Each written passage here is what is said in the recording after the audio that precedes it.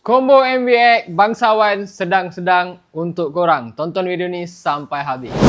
Okey, untuk combo kali ni kami nak set up ala-ala Vietnam yang cun-cun. So kali ni kami akan memberikan korang cover set silver hitam Aerox dan bersamaan kami akan memberikan korang inner kilat diamond full set. Korang akan dapat 26 item. Okey, untuk bahagian suspension pula kami akan bagikan korang Absorber Hypertech bersaiz 285 dan kami akan memberikan korang warna purple, boleh matching-matching sedikit dengan cover set silver hitam. Dan tak lupa juga kami akan memberikan korang fork lay Espada dahsyat lowet 1.5 dan juga dahsyat spring keras 320mm cun-cun untuk korang.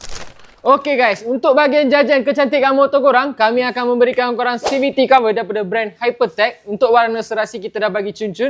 Dan tak lupa juga kami akan memberikan korang air filter daripada Umar Racing siap dengan cover color berwarna putih clear. Okey guys, untuk braking system pula kami akan memberikan korang Brembo M3 1-on-1 dan bersiap dengan Master Pump Superfly dan cun-cun untuk korang braking system complete set.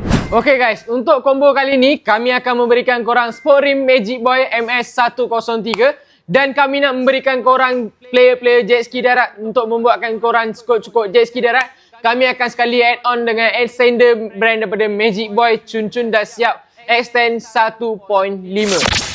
Dan untuk jajan terakhir, kami tak cukup lagi. Kami nak bagi korang jajan radiator cover dan bersiap dengan visor clear cun-cun untuk player-player MVX.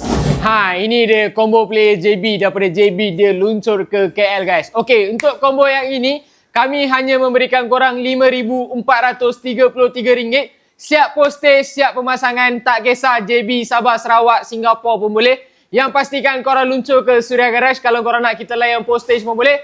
Pastikan DM korang luncur ke DM kita. Jumpa lagi. Terima kasih. Ciao.